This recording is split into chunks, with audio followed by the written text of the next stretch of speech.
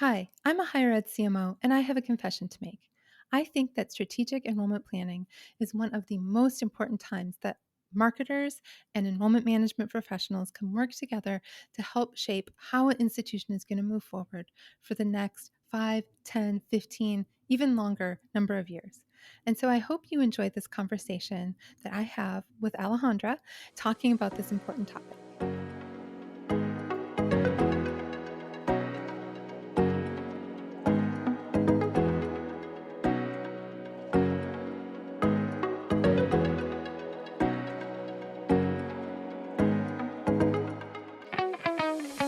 Welcome to Confessions of a Higher Ed CMO, the podcast designed for higher education marketers. I'm your host, Jaime Hunt, and I am so excited to have this opportunity to share insights and inspiration. With Confessions of a Higher Ed CMO, I'm designing a different kind of podcasting experience. With each episode, I'll be bringing in a guest for a deep dive into the challenges and joys we all face in higher education marketing. After each episode, you can join the conversation on Twitter by using the hashtag HigherEdCMO. I would love to see this become like a book club, but for a podcast. And be sure to follow me on Twitter at JamieHuntIMC. That's JamieHuntIMC for more opportunities to connect.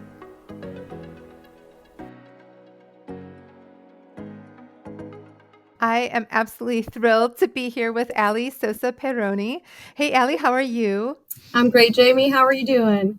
I am doing well, even better because I get to have this conversation with you. Before we jump into talking about strategic enrollment planning, tell us a little bit about your higher ed journey. Sure. Thank you for the opportunity, Jaime, to be on your podcast.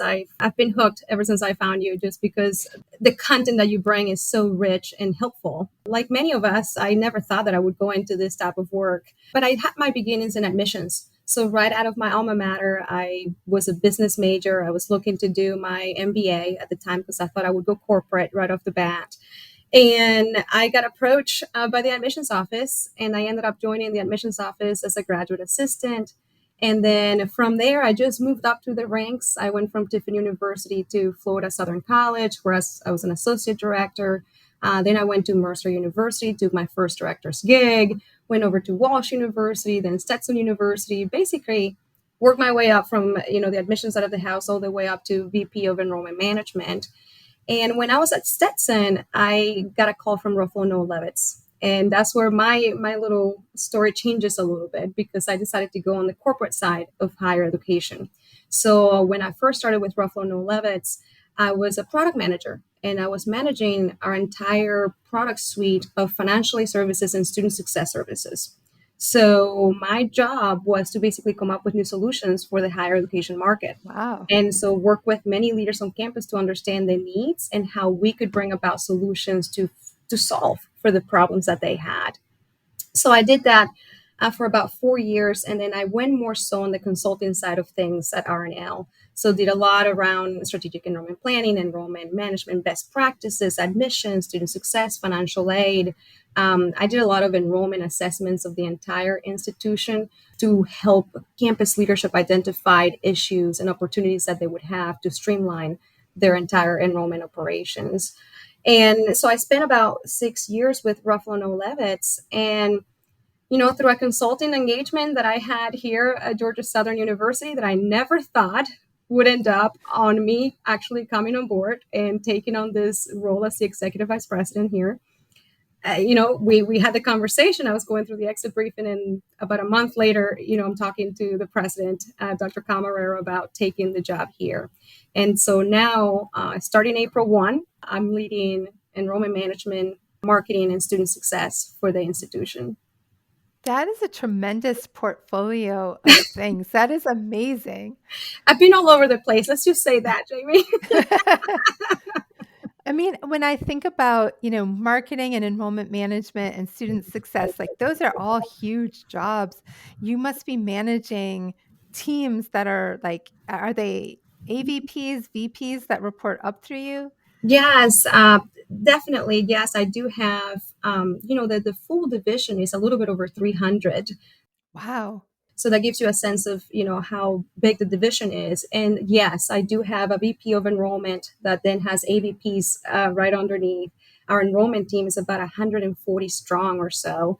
Then we have our marketing unit. That's probably the smallest unit. We do have our CMO, Vice President of Marketing, and he has about 28 on his team. And then the rest of our folks are in student success. So I have the Academic Support Service Center, and then we also have advising services. And we just created really a new position on campus, which is our Assistant Vice President of Student Experience. So one of the goals with bringing these three units together was it enables you to really define the student experience from recruitment all the way through graduation. How do we streamline the processes so that we can create the type of experiences that are easy to engage with and personalized and relevant to our students? That is amazing. I am so happy for you and happy for Georgia Southern because they got an awesome leader in that role. But we're here today to talk a little bit about strategic enrollment planning. And I know that's one of your first priorities in your new role. Can you tell me a little bit about how you define strategic enrollment planning and why is it important? Yes, and I will say this, how I define a strategic enrollment plan is highly influenced by the methodology that Ruffalo Noel Lovett, Arnell uses, right? I think they're going on their fourth edition on the book on strategic enrollment planning, and the way that is defined, Jamie, is strategic enrollment planning is a data informed, institution wide, continuous process that unifies forces across the university so that we can align our current state, basically our market positioning, with our mission, the institutional and strategic plan, and then the shift in market environment. So it really becomes a culturally transforming process that enables us to work through silos. I mean, you say it all the time, let's bust through some silos. You want to bust through some silos? Get on a strategic enrollment planning process that is bottom up, right? So at the end of the day, what we're trying to do is allocate our resources and maximize them with a focus on our strategies, right? When I consulted with a lot of institutions, what we tend to see in higher education, we're all guilty of this, is that we just do more and more, and we want to be everything to everyone, right? So through a strategic enrollment planning process, what you end up with is a very specific north. Here are the 7 to 12 strategies that we're going to focus on to ensure student success and long-term financial viability for the institution for the next 3 to 5 years and beyond. So, it really is a process that aligns where we're going, and it gives us the focus so that all the trains arrive on time at the same station. So, what are the key components of a successful strategic enrollment plan, and how do you ensure they're integrated and aligned with your overall institutional mission? Yeah, so let's talk about this in two different folds. If you look at the first piece of this, is number one, is your leadership committed to providing the resources to carry out the plan? There could be a lot of politics involved in that and reallocation of resources because, as you know, the reality is that we don't have dollars growing on trees in higher ed, right? Nope. We don't have any new dollars many, most of the time. So what we're talking about is how do we reallocate the resources to ensure that we move the strategies forwards that are going to give us the most return on investment. The other piece I would say is, ensuring campus-wide participation. So how am I getting the buy-in of the campus community? And I think we're going to hit that on a little bit later in the conversation. So getting campus-wide participation. We also then have to define the scope. Ideally, you want a scope that covers the entire student life cycle. So all the way from recruitment through alumni engagement. So that it goes beyond graduation.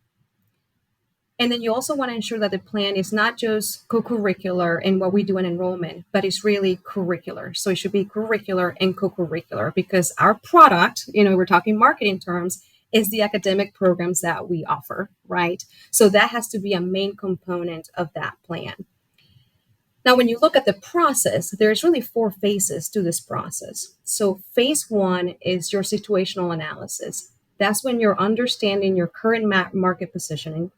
That's when you're looking at key performance indicators and establishing what those are going to be.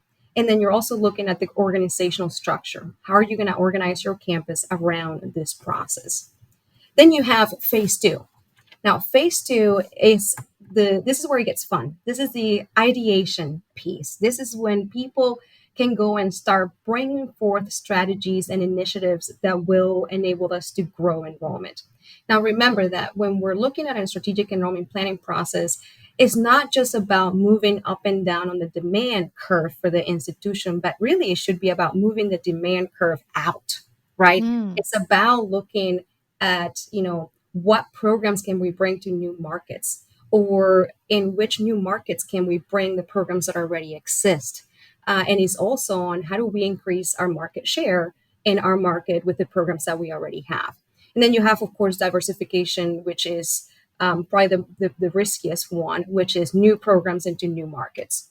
So you want to have a good diversity among all your initiatives and strategies so that they cover each of those quadrants, if you want to call them that way. So that's that phase two. We also want to ensure that every idea that comes through, there is a business plan associated with it. Think of it as Shark Tank, right? You can get really creative, and institutions get very creative with this. They can do it Shark Tank style. And literally, you'll have people that will come in and present to the steering committee about their idea. And we want to understand, what is it? How long is it going to take to see the impact? What is the impact that we're going to see in terms of, it could be, new student growth, it could be retention, it could be any of those enrollment key performance indicators, right? And then we want to understand, how much does it cost to bring this to fruition, right?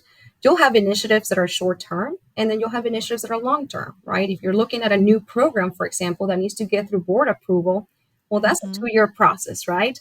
So that becomes more of a longer term strategy. You also have strategies that, it takes years to get them to start producing. So it may not produce anything during year 1, but year 2 and 3, that's when you're in the money, right? So that becomes your phase 2. Then you have your phase 3, which is all about prioritizing those strategies.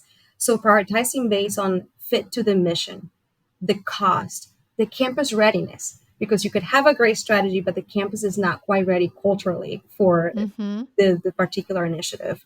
The return on investment, the timeline of that strategy. So, you'll go from maybe anywhere from 30 to 50 different ideas that will be brought out through this process. And you're going to narrow that down to 7 to 12 initiatives that you're really going to focus on.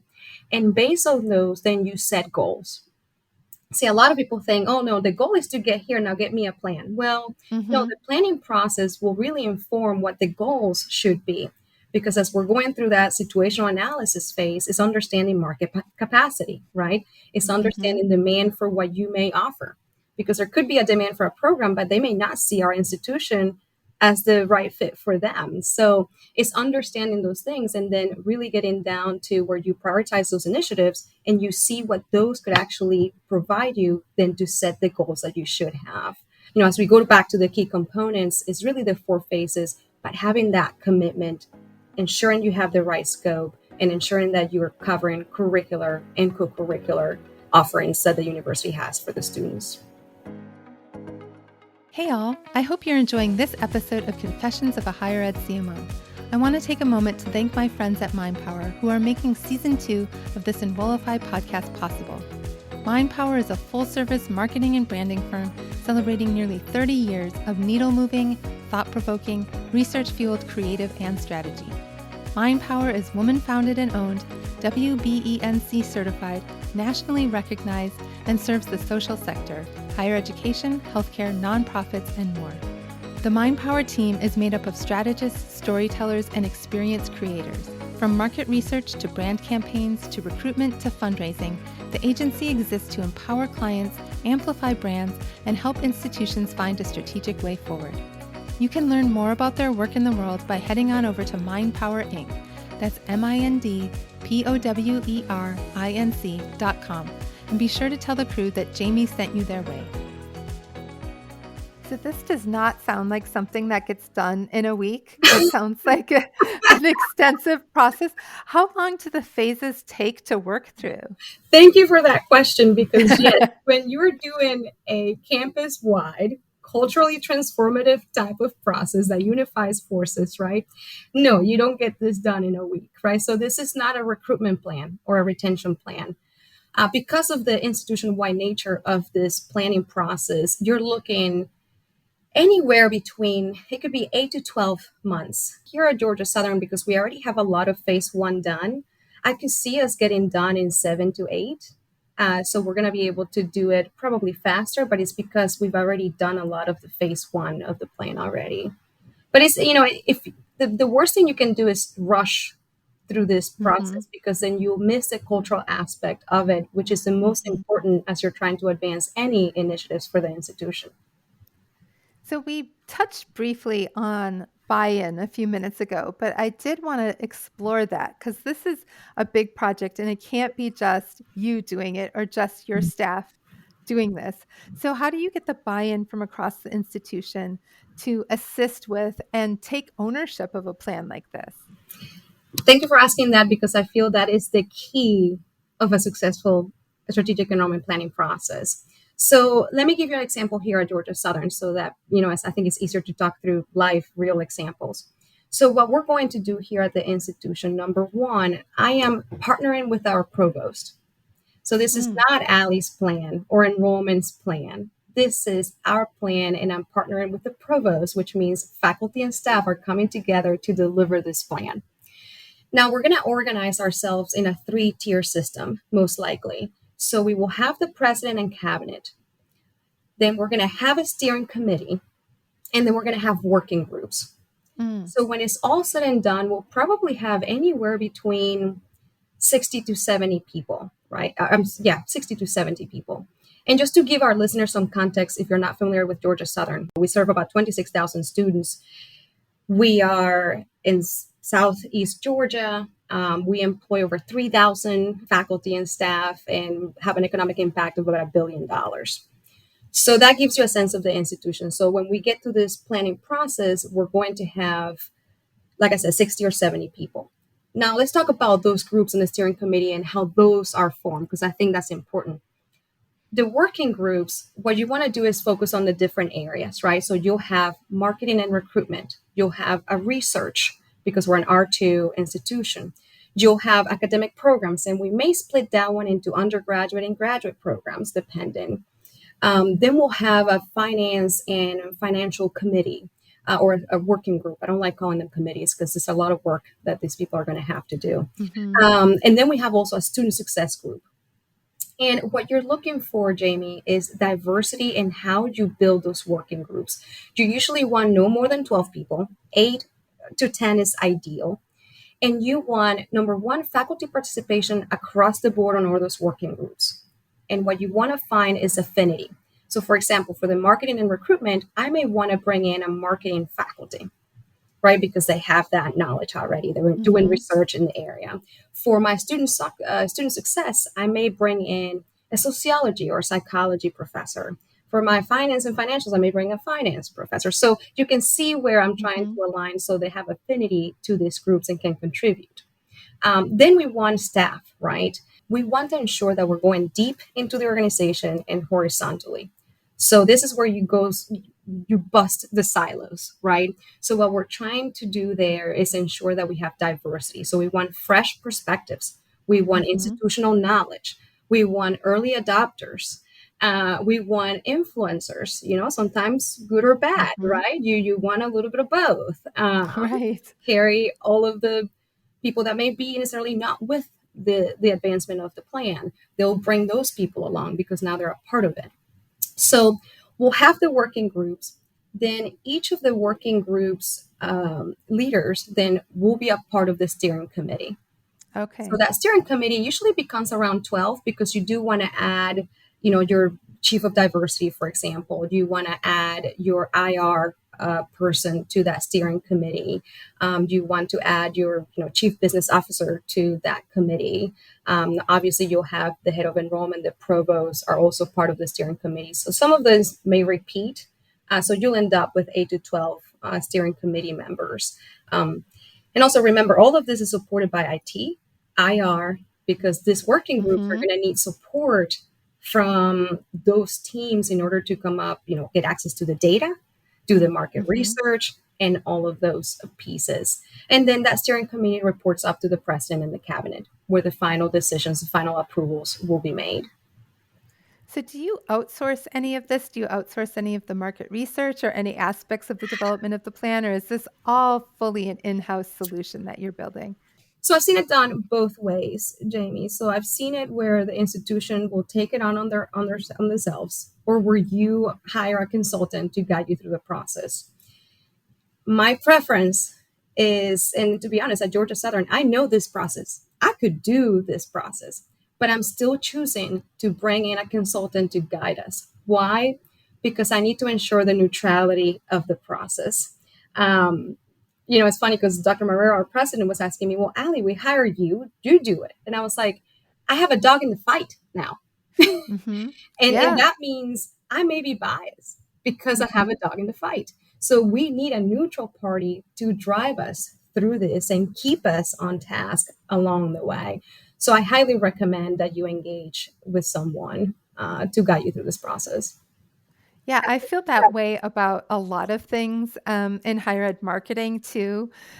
We're using a outside vendor to do market research for us to help us with some of the creative development of what we're trying to do, in part because we're still building out a team. Again, I say this every episode. I have vacant positions. Please apply for them. But there's something to be said for that unbiased outsider look at your institution, and when you say you have a dog in the fight, it's like, yes, I feel something, but it might not be an outsider perspective that's totally neutral and totally totally objective. If there's definitely a take that I'm bringing to the table in this. Absolutely. And I mean, you also ask about market research, but that's something that we also have outsourced. We're working with, Ruffalo and Levis did an academic program demand analysis for us to understand what are the programs we need to bring about as we seek to modernize our curriculum. We're doing, a rebranding. So I'm going to use all the market research from the perception research that Carnegie, for example, is going to be executing for us. All of that is going to be part of that situational analysis. We're doing a student satisfaction inventory that is also outsourced. We're not creating that in-house. I also, my marketing team is small. So you also have to think about bandwidth and how Mhm. fast you can move through the market research, doing it in-house versus having somebody else getting that done for you. Yeah, I've been through several rebrandings, and there's only been one where I did the market research in-house, and it was a heavy lift because everybody has a full-time job already. Not everybody has expertise in market research. That's definitely a discipline that requires a specialized skill in education. And so it's also so important that you wanna get it right, and so bringing in outsized resources that's what they do. All they do is market research, whether it's in higher education or beyond, but you're getting that deep, deep, deep, deep expertise because 'cause you're not gonna do market research at your institution, maybe every 5 years or something like that. You don't need to hire a market researcher who sits there for 4 years and then does it in the 5th year. But kudos to you for taking that in house. Because of what you said, is the expertise and then ensuring the validity of the research that you're doing. But yes, it's just a huge undertaking. That if I need resources, believe me, I'm not allocating them there. I'm going to probably invest in other things that I need in my marketing team before I probably invest money on a market researcher to have on board, right? Yeah, absolutely.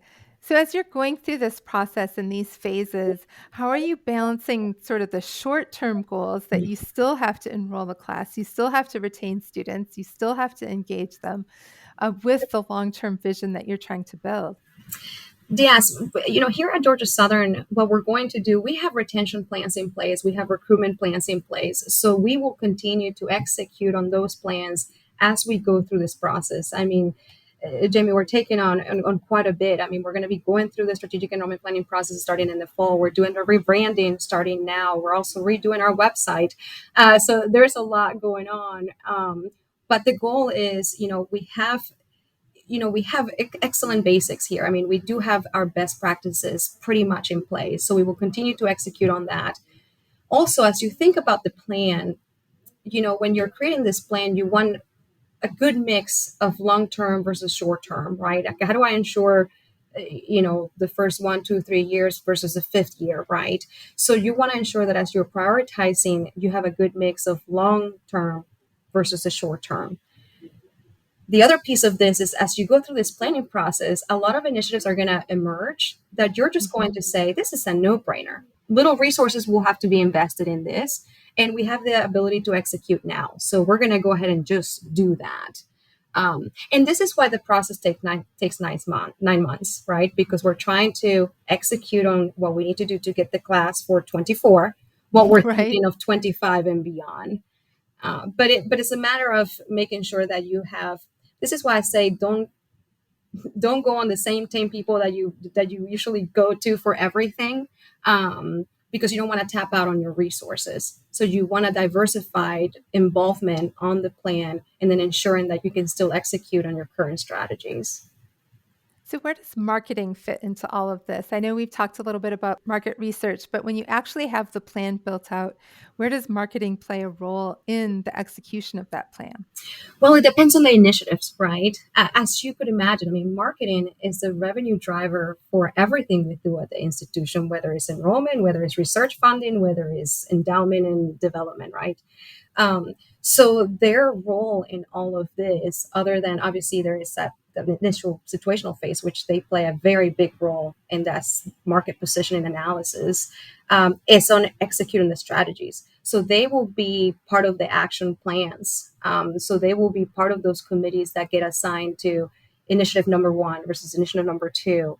So depending on what those strategies are, then I will allocate marketing resources to ensure that if it's a new program, well, we have to market that new program, right? So when are we going out to market with the strategy? Because we know that we'll get through the process by this year. At what point do we start marketing that? If it's an enrollment initiative, how are we supporting that enrollment initiative through making sure that it's out there in the market, that our constituents are informed about it, and that we're tracking the success of the strategy. So they will play a role basically on, almost every strategy there is. I'm getting our marketing team also involved in retention of students. We do a lot in higher ed to get the students in, and then we forget to keep selling them on what the education is at the institution. So, how do we continue to reinforce the value proposition so they know that the decision that they made was the right one? Right? What are the proof points that we're offering, other than them sitting in the classroom, that reinforce their decision so that they can continue to go on? Right. And making them aware of the resources that they have available to them should they hit a barrier or an obstacle that prevents them from moving forward with their education. I think it's really interesting. For me, I see the role of marketing as supporting recruitment, retention, reputation, and revenue generation. And retention often gets left behind when you look at marketing strategies. But at the end of the day, in business, we know that it is more expensive to recruit a new customer than it is to Yes, retain an existing customer. But it's almost absolutely. like we don't think about that. Once we get in higher ed, it's like, oh, we can't call students customers, and whatever. We'll go back and forth on whether that's appropriate or not. Yeah, But at the end of the day, it's the same thing holds true. Retaining a student is obviously much less expensive than recruiting a new student, but B, absolutely. it's the moral and ethical thing to do. We don't want students coming in, leaving with debt, and having no credential. Absolutely. I mean, and if you think about it, Jamie, I mean, where is the majority of the students, right? Like here at Georgia Southern, we have 25,000 students, and every year we bring around, 6,000 or so new ones. If I want to make an impact, percentage points wise, I can make a larger impact on the retention side of the house than I can on the incoming side of the house. And especially with Yeah. the demographic cliff coming and all of that, right? We want to make sure that we keep on the students that we already have in the pipeline. We want to make sure that we're serving those students. And to your point, it's an ethical responsibility. We Hmm. accepted them into the institution. We have a responsibility to graduate them from the institution. But you're right. I mean, it's a lot. And the data will tell you it costs a lot more to recruit a new student than it takes to just retain them at the institution. Yeah. And when they're retention also impacts the graduation rate, which impacts Mhm. the reputation of the institution. And then, I mean, we could have a whole conversation about rankings, which I hate, Oh, but graduation rate is an important piece of those it rankings. is. And honestly, if I were a parent looking at a school and seeing, a substandard graduation rate, I would start asking some questions about whether my child is going to be supported to make their way through their college education and finish. Oh, absolutely. I mean, when we talk about sort of the crisis that we're going on in higher education with students not seeing the value of what they're getting, is because, in many ways, we're failing to show them that value. And we need to do a better job of that, right? We know the value of higher education, but we are, in many ways, letting the media control that narrative instead of us, higher Absolutely. education professionals, owning that narrative and doing it across the entire student's life cycle, not just when they come in the door. Well, and even beyond, the student life cycle, you were talking about alumni, but there are opportunities to re-engage alumni in advanced degrees or certificate programs, Mhm. or engage them so that they're thinking about your institution for their child, um, Absolutely. You know providing what? Your brand, internships. Yeah, your yeah, alums are your brand, right? yes. We have an incredible following here at Georgia Southern with our alums, and they come back to the games, and it's that is that brand that keeps on bringing them back. Is the feeling that it evokes. Is their time here and what they remember, and how associated they are with the mission of the institution. Yeah, they're the outcome, right? They're the product Yes. for lack of a, better term for them, but they're really what makes up what would drive someone to come to an institution. It's the faculty that provide the education, it's the staff that provide the support and services that the student needs, and then it's the alumni graduating and showing what you can do with a degree. They're the proof point, what you The can proof of do. concept, exactly. They are what Yeah. proves that we are good at doing this, right? And look at the impact that they're having in the world. We just came off commencements, and that is my favorite part of the year, right? Being able to sit on that stage and watch the students walk by. And I couldn't help but think of my team and the many ways that all of them had touched that journey along the way, and seeing their families and their faces, especially when you see first generation students walking across that stage. That's why we do what we do, right? Yeah, absolutely. And for me, it's like that when the pomp and circumstance starts to play, it's like, I'm just a mess. I Like know. my eyes get all teary and it's the culmination of so much work for so many people to get to that Yes, moment. Yeah, I love absolutely. it. It's the best feeling that we could have in higher ed. We had five commencement ceremonies, and I think I felt emotional at all five of them. It didn't wear down by the time we got to the fifth, and that same feeling was still there. It's just seeing their faces. We're at similar sized institutions. We have about 24,000 students here, and we actually did one undergraduate ceremony where every name was called, and that was intense. I I've need to never talk been there. more. We're gonna take this conversation offline because we have been thinking about how to go down from five and still have that experience of the students feeling that their name got called, and Yeah. they're walking across the stage. There's something about it, right? Yeah, I think our trick was hiring professional name readers because every name took 3 seconds, right? So you can get everybody through really quickly. Wow. You can't have somebody who's maybe like taking 10 seconds to do a name or even 6 seconds to do a name. It just was too long. Right. So it was a very well orchestrated event. We seated 2,000 people in 14 minutes. It was Wow, that is unreal. amazing. Yeah, We yeah. do have the professional, the name readers, and that really helps. Now, did you have students walk across the stage? Every single one. Wow, that is Every single impressive. one. It was amazing. It was the first time we tried it, and it was just amazing. But we're super digressing I know. from the conversation.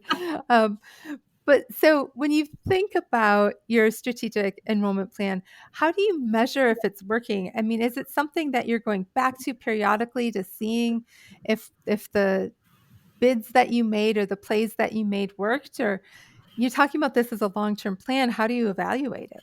Absolutely, Jamie. I mean, that does not get measured, does not matter, right? Yeah, absolutely. So, it gets done in two phases. So if you look at phase one, when I talked about establishing key performance indicators, you want to establish an infrastructure that supports that. So at Georgia Southern, for example, we already have the infrastructure. We have our KPIs, we have our dashboards that everyone can have access to.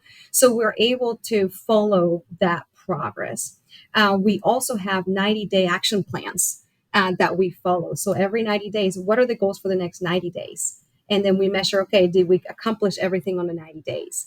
But ideally, what you want to do is once you finalize that plan, you get to that 8-month, 9-month, you want to transition from what I call the strategic enrollment planning process into a strategic enrollment management.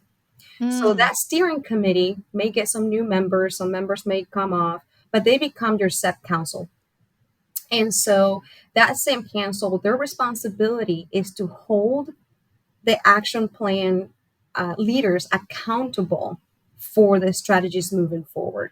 So every initiative will have a timeline and there will be different milestones within that, right? And you can do it in 90-day segments or what have you, depending on the length of the strategy. So you are constantly assessing where are they, what are we seeing? Some strategies, there may be a case where one fails. And that's why mm, measurements is important. You don't want to get to the end after you invested all the resources to realize that, right? You want to mhm. realize that at the beginning and see, well, this is not going in the direction that we thought it would go. And so that council is responsible for holding those leaders accountable, and then they report up to the president and the cabinet on what's being done. They're also responsible for updating the situational analysis for the institution. So they get to sunset strategies when they're done, and we have fulfilled those. They bring the campus community together to bring forth more initiatives. They vet those and then upgrade the plan. So that's how you get this to be a continuous process, right? It's always ongoing. You want to make sure that you're refreshing this every single year. Mm. Anytime I go to a campus and when I ask for their plan, they're reaching out for the bookshelf and then they're taking the dust off. That's a Yes. problem, right? It shouldn't Yeah. sit on a shelf at all. It should be a live document that is constantly worked on as an institution. And that SEP council will be responsible for that. But you do need to assign that so there's people that are accountable for that work. So when you interact with other offices and departments through all of this, are there changes to people's position descriptions that are being written to support this across the institution? Or is this, something where you're kind of relying on the kindness of your colleagues to support you? Or how do you get that sort of everybody feeling like they're part of it? Because I think we've all Yeah. had the experience of this is a great initiative, but these folks over here just want to do the job that they've always been doing and leave me out of it. So how do you manage that? Absolutely. Listen, right now I'm on this socialization phase. I'm going to be honest, I am selling this plan to everybody in the community, right? Like this morning, I spent time with our career and professional services. I'll be spending time with our faculty. I've spoken to the faculty senate. We're going to have a lot more conversations. So, really, this is about, at the end of the day, no matter what department you're a part of, the common goal is what? Let's get that student across the stage.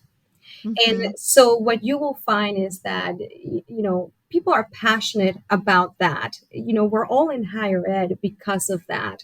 Mhm. And people want to be a part of the solution. I think that some of the planning processes that don't work is when you have the top down mentality and you have leadership deciding exactly what we're going to do. The approach that we're about to undertake here through the strategic enrollment planning process is bottom up. And I think that when you can get people's voices as part of that process, then it's their plan, right? It's not just Yep. the leadership made up It's this not plan your plan. and I have Yeah. to follow. It's their plan, it's our plan. And it's interesting when I first came to the institution and people are asking me about my vision, I was like, it's not about my vision. It's about the vision that we will create together. Yeah. Because it has Yep. to be ours. It can't be any one person's vision. Yeah. And so I think, that process of getting that buy-in is the process of socializing this and taking the time to meet with department chairs and faculty members and staff members and different services, and me talking to the rest of my cabinet and getting them on board and getting them excited about this process. But that's an important piece so that when the process starts, people are willing to be committed. And leaders are more willing to say, okay, you're going to serve on this committee, on this working group. Let me alleviate your load so that you can be a productive member of that working group. Yeah. And that is an ask that I'll be making as I go through the summer, right? As much as they can, if there's any flexibility that it can give to those participating so that we can really move along this process and everyone can be productive. How do you resource things while you're doing this and you maybe haven't yet put together a proposal for the kinds of resources that you're going to need? How do you resource the building of the plan to begin with? So I resourced here in particular, we're looking at creating budgets for the next year. So, I'm very lucky that our, university president is really committed to this initiative. So it was a combination of the CBO working with our provost, working with our president to find dollars from here and there to just go ahead and get the plan started. So it was reallocation of the resources that already existed. So, there's, for example, we were looking through our technology, we streamlined some of that, and where we had duplication of technologies on campus, for example, we are going to, get rid of the duplicate and use those dollars to invest in this process. As I have vacant positions, Jamie, we're really evaluating, do we need that position? Is this something that could be an automated process so that we can take those dollars and then have funding for the initiatives that will come out of the plan? So I think now more than ever, we need to really be intentional about where we're putting our resources. Here at Georgia Southern, we're going to get a budget cut next year because our Mm, enrollment was down last year.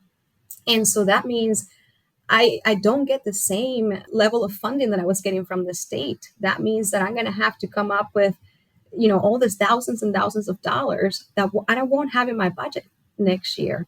So we're really trying to see how are we leveraging technology to help us with processes so that our staff can cover other areas of the institution, right? I can cover are more productive. This is why I told you at the very beginning, if you have a leadership that is not committed to the resource allocation, then don't even start, right? I was working with yeah. the campus in Florida, and I remember when I first sat down with them, they were telling me how they wanted a strategic enrollment planning process. And the first thing I asked was, okay, what is the funding that you have to go through this process? And have you all discussed how, what is the likelihood of reallocating current resources to fund all the initiatives? Well, we have no dollars. And I said, well, you better not waste your time Right. because you're just going to be wasting people's time. And there's nothing more frustrating than utilizing people's resources, their time, their commitment, and then you're not funding any of the initiatives that come through the process. Now, that ended in a really good story. We ended up going to campus and we ended up talking about the process and what it would do for the university. Long and behold, they're going through that process now, and they're doing a great job going through the process, and there have been resources allocated along the way. I mean, ultimately, a strategic enrollment plan is a revenue generation plan because you're talking about recruitment, retention, revenue streams, all of Exactly. that. Yeah, Exactly. I mean, it's investing money in what you need to get the revenue you need to sustain the university, right?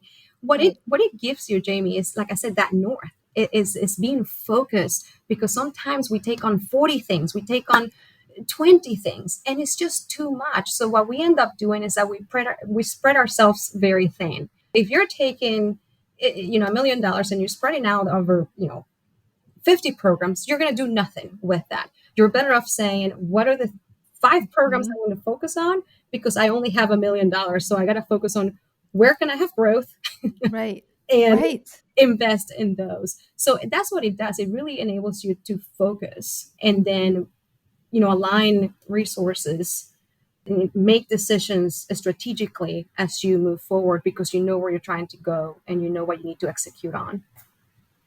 I would say I am absolutely stunned by the number of times I talk to people that are working on marketing a new program, or they have a new program at their institution, but they have not allocated any budget to market that program. So it's like It's, magically students will enroll. that It'll is just be magic. it's the biggest pitfall, and you would be surprised how often it happens. What is the point of I, creating a program if you cannot market it? And then, when they have I, 5 students that enroll, they're asking themselves, maybe this is not viable. Well, right. It's absolutely stunning, and I honestly would be 0% surprised at anybody saying that they're in the same boat, because yeah, I've faced this at multiple institutions. And I think that, where I'm at now, I might be the first time that I've been at an institution that like gets that you have to spend money to make money. but Like it's not well, just if you build it, they will come. exactly. Well, sometimes, marketing doesn't even get the heads up until the program has been approved and Yes. all this. So we were never even involved into the research that went into creating that program, right? So, Yes. it's so important that we have our marketing teams sitting at the tables as we're developing this, Yes. because then we know to align resources to ensure the success of the program. But when you bring us in at the very end and Right. the budget is gone, not much that we can do. Plus, you need time in the market to be able to, create demand Yes, you have like in April, somebody will come to you and say, for the "We have a fall. new master's degree and we need students for fall." And you're like, Good "What?" luck. I don't, yeah, right. I will say, Miami, about a half a year into my being there, they created a Miami Academic Program Incubator that had a place where faculty were supposed to go with their proposals to a group that included marketing, Great. included enrollment management, and we actually were able to say, okay, well, we're going to run an analysis. Is there a market for this program? Right. What other schools have this program? What Exactly. kind of investment is it going to take? Because marketing an NBA is incredibly expensive. Is this program competing in a space that's going to be really, really, really expensive? And I think that that was really smart. And I think that was in reaction to originally they just said, we have all these new programs. Why aren't there any students enrolled in them? I mean, and you have to differentiate yourself, right? At the end of the day, we're Yes. looking for differentiation, we're looking for relevance, and we're looking for authenticity. So, bringing up an MBA, tell me how ours is different, because the competition for MBAs is ridiculous, right? Yes. So, unless we're going to bring in something that is unique in some way to our competitors, we're just spinning our wheels, Yep. right? Just to be in a market that we're never going to be successful at. Yeah. I would say to anybody considering launching an MBA, don't. Like the market is so saturated, and you're going to have to spend like the cost per clip for The digital any. spend Yes. is going to be of the roof. I mean, you got to have something so unique that Yes. can really create differentiation in the market, which we know that in higher ed, we're not great about differentiation, right? No. We have a bunch of pictures of students with backpacks under trees, and so many times I meet with people and I ask them, "What do you think differentiates us?" And they list a thing that every single student has. Like, "Well, we have excellent faculty." Like, "Oh, wow, no other school has excellent faculty," or, "We provide hands-on experience." I've never heard that before. We Nobody really else care says that. about our students. Yes. Yes. Yes, I think every other campus does too. Right. And it is really hard to differentiate yourself when there's 4,000 places and we all have the accreditation standards. So there is a certain sort of homogeny to what we provide because of that. But Exactly. But yeah, that's why there's marketing, definitely, the role of marketing is tough, right? We're in a yeah, declining market. Now, I would say you can see that as a challenge or as an opportunity, because we do have the yes, non-traditional market, which is huge, and we need to be more adaptive to that market and create programs that are flexible and attend to their needs. But the role of marketing nowadays is tough. I mean, thinking about creating differentiation, thinking about always making sure that you're relevant, and then yeah, all while keeping that authenticity, right? That is uniquely you. So it's not easy being a marketer in higher education today. No, it definitely isn't. It's definitely changed. This fall, I'll be starting my 20th year in higher Wow. education. And it's like the amount it has changed since I started in the field. And I know there's people listening who've probably been in the field even longer than I have. But, the amount that it has changed and the challenges that we have are just so um, different than what they were 20 years ago. And I don't know, I feel like now having some outside perspectives in our process is just even more important, which kind of brings me to what my last question is, and that is, how do you stay on top of all of the trends?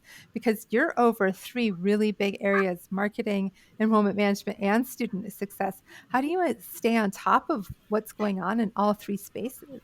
Well, I'll be honest, I do rely, I have an excellent team. I have great leadership within those teams, and they're very well informed in their different areas. So, I really see my role as supporting and serving that team, empowering them and providing the resources for them to execute on the strategies that we put forth.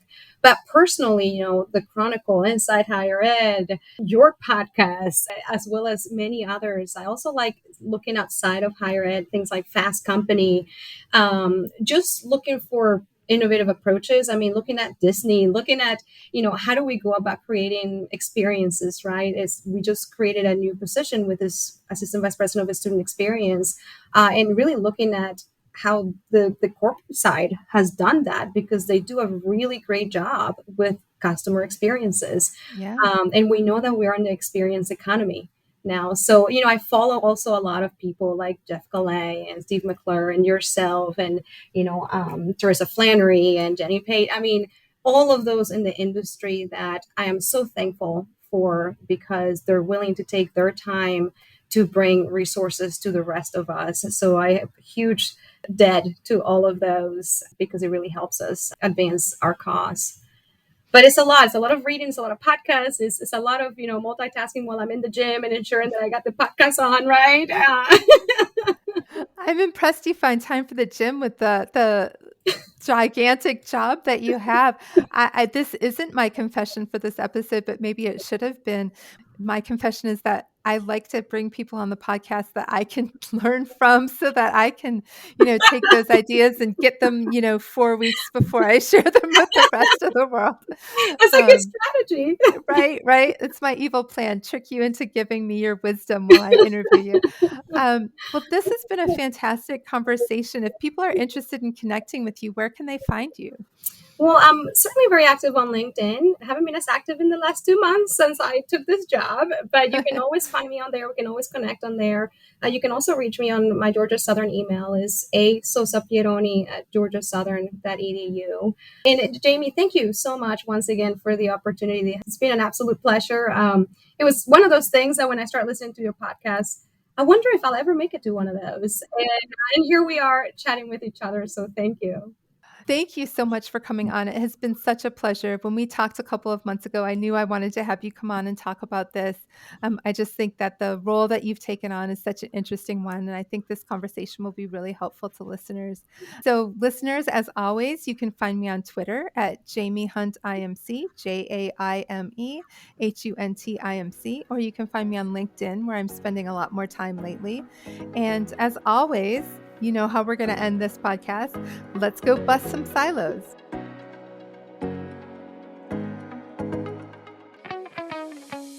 Hey y'all, Zach here from Enrollify. I hope you enjoyed this episode of Confessions of a Higher Ed CMO with Jaime Hunt. If you like this episode, do us a huge favor and hit that follow and subscribe button below. Furthermore, if you've got just 2 minutes to spare, we would greatly appreciate you leaving a rating and a review of this show on Apple Podcasts. Our podcast network is growing by the month, and we've got a plethora of marketing, admissions, and higher ed technology shows that are jam-packed with stories, ideas, and frameworks that are all designed to empower you to become a better higher ed professional. But Enrollify is far more than just a podcast network. Enrollify is where higher ed comes to learn new marketing skills, discover new products and services, and find their next job.